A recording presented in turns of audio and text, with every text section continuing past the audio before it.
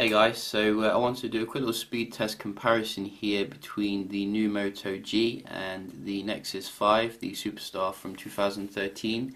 I think a lot of Nexus 5 owners will be looking to see if it's worthwhile to upgrade here, so we can certainly check it out to see which one is the quicker device here. And going to be quite tough, given that both of them coming with the latest Android, 2 gigs of RAM in these handsets, but maybe the Snapdragon 800 is a bit more potent still. We will certainly see. Oh, we can see we do have a quicker boot up here on the new Moto G, which is very nice. But the Nexus 5 not too far behind still. As you can see, it is coming still with very nice screen here as well, full HD versus 720p on the Moto G, and also it's coming with very fast Wi-Fi, which I might test as well in this little video. But I just wanted to check out the actual performance here of the app opening and the multitasking, so we can see how they compare. And we just basically get rid of all this and see how they compare here. Everything's up to date as well, so start off with Twitter. So like the Moto G was a bit quicker on that one.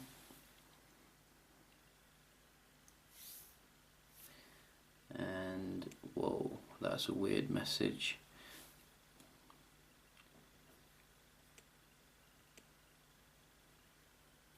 So you can see the Moto G definitely came up quicker there. Tinder, and again a little bit quicker, about the same on that one.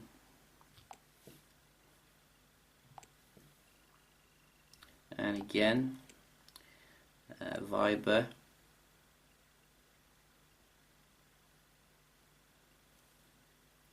so massive delay there on the Nexus.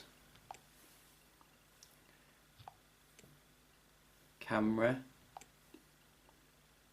again a bit quicker here. So the Moto G seems to be pulling out ahead here, if you ask me, and that is quite nice given the more entry-level processor. And also do have YouTube.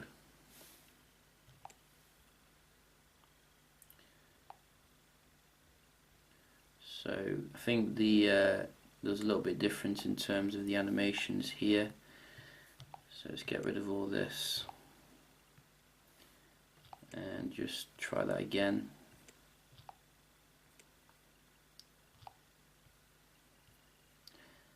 One more, boom.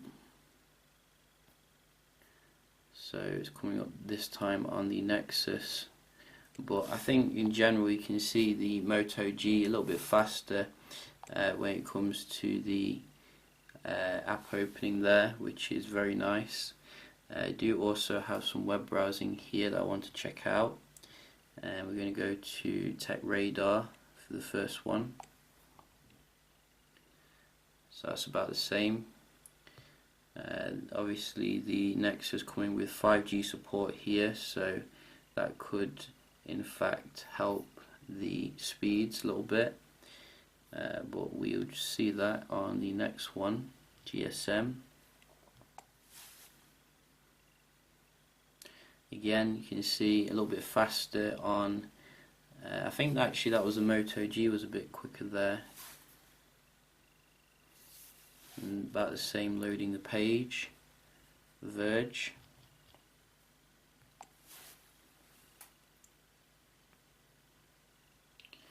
again quicker here on the left.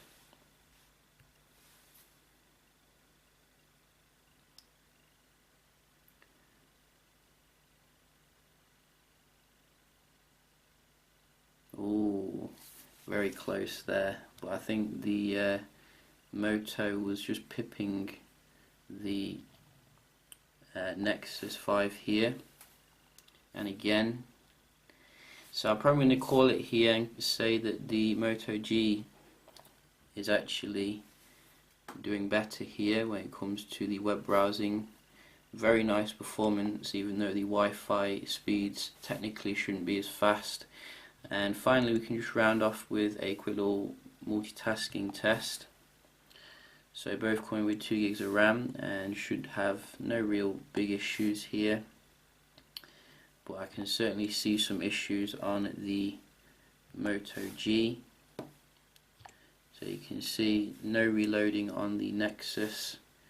Very nice and quick to open up apps. So I'm definitely going to give this to the Nexus. I think Moto can definitely improve the multitasking here. Camera a little bit faster maybe though, but the Nexus does score a point there when it comes to multitasking, which is pretty nice if you ask me. Also, I did want to do a quick little speed test comparison of the Wi-Fi, just to check that out as well before I finish the video.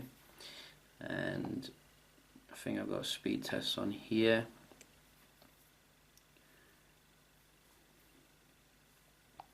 Both connected to my Wi-Fi, and we can just so that's installed. Let's start off here with the new Moto G.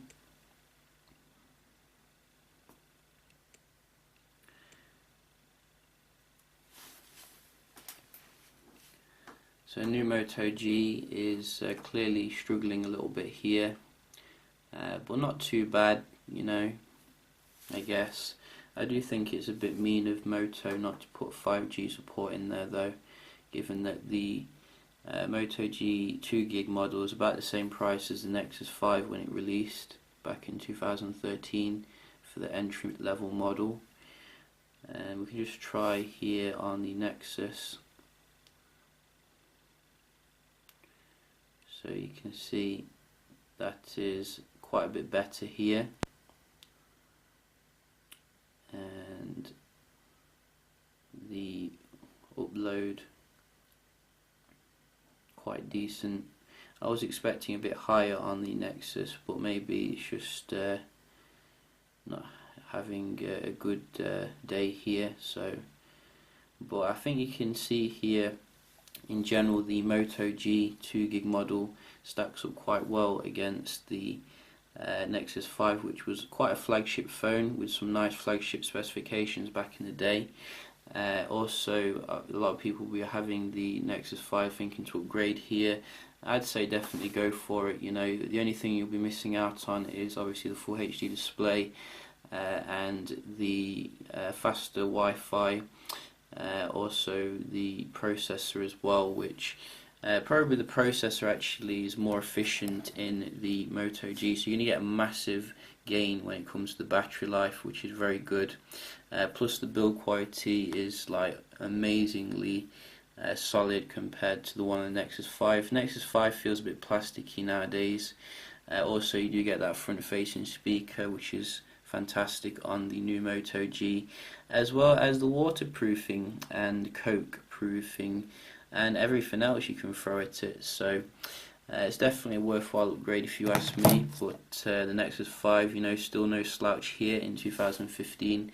Hopefully we'll see Android M come on as well. I might flash the preview one if anyone's interested. But yeah, just a quick little video here. Hope you enjoy it, and I'll see you in the next one. Cheers.